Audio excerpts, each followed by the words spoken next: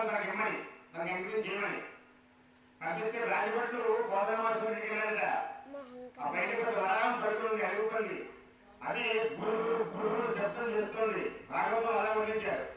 గుర్రు గుర్రు శబ్దం చేస్తుంటే ఆ పడుతు చూసి అది బాబు ఎక్కడంగా ఉంది అడుగుతుందని చెప్పి భయపడిపోయి వెళ్ళిపోయాక వారు వెళ్ళి మహారాజు చెప్పారు, అదేమిట్రా అడుగుని చూసి భయపడతారా, నేను వస్తాను కదని చెప్పి రాజుగారు పట్టుకు వెంటబడి వచ్చారట. ఆ పని అక్కడే పడుతుంది, ఎక్కడంగా ఉగ్రంగా చూస్తుంది, గుర్రు గుర్రు శబ్దం చేస్తోంది. మహారాజు గారికి అర్థమైంది ఇది సామాన్య వరాహం కాదు అని చెప్పి ఒకసారి నమస్కారం చేశాడండి ఆ రాజుగారు ఆ వరాహానికి. ఆ వరాహం లేచి వెళ్ళిపోయింది. లోపలికి వెళ్ళి పోతరామాచుడు గారు పాదాలు పడిపోయాడు మహారాజు గారు. పడిపోతే పోతరామాచుడు గారు ఎదురుపోయారు, ఏంటని అయ్యా భాగవతం నాకు అంకితం అని చెప్పి అడగడానికి వచ్చాను. ఈ యొక్క గుమ్మం ముందు పెద్ద అడుగుపడి పడుతుంది, నేను మామూలు వరాహం అనుకున్నాను, నాకు అర్థమైంది స్వామి, ఒక నమస్కారం చేస్తే రేషన్ పేరు చెప్పారట. అప్పుడు పోతరామాచుడు సినిమా నవ్వారట. అప్పుడు ఆయన రాస్తున్నటువంటి పురాణం వరాహ పురాణం. ఆయన వరాహ పురాణం రాస్తుంటే శ్రీమన్నారాయణ వరాహ రూపంలో వచ్చి పడుతున్నాడు పోతరామాచుడు ఇంటికాడ. అంత గొప్ప సన్నివేశాలు మనకి యొక్క భాగవతంలో కనపడుతూ ఉంటాయి. అలాగే ఒక రోజు ప్రార్థన చేశాడు ఆయన సరస్వతీదేవిని.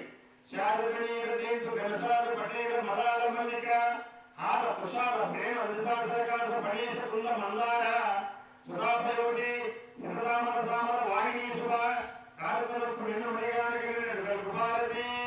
అమ్మా నీవు తెల్లని పట్టుబుట్టాన్ని ధరించుంటావు, శరత్కాలం ఏమో ఉంటావు తెల్లగా, శరత్కాలంలో చంద్రునిలా ఉంటావు, రేపుల్లో తెల్లగా ఉంటావు, మంచు బిందువుల్లో తెల్లగా ఉంటావు, అలాగే పచ్చకర్పూర్లో తెల్లగా ఉంటావు. తల్లి జ్ఞానాన్ని బోధించే అమ్మవి ఈ దశరథులు ఎప్పుడు కలుగుతామా అని ప్రార్థన చేశారట పోతరామాచుడు వారు. ఒకనాడు పోతరామాచుడు వారు భాగవతం అంగీకరిస్తుంటే ఒక స్త్రీ వచ్చింది, గళ్ళు గళ్ళు మనకి గద్దె శబ్దంలో వచ్చింది.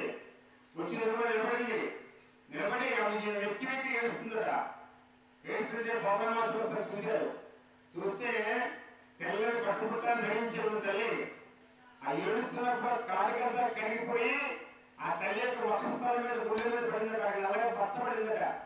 వెంటనే పోతరామాచుడు అడిగారు, ఎవరమ్మా అని. పోతనా నేనయ్యా శారదాదేవి సరస్వతీదేవి, నువ్వు ఈ భాగవతం అంగీకరిస్తున్నావు కదా, నేను రాజుకి అమ్మేసుకుంటావా అడిగిందట. లేదు తల్లి, రాజుకి కొంత డబ్బులు అమ్ముకోను, ఈ భాగవతాన్ని రామచంద్రమూర్తి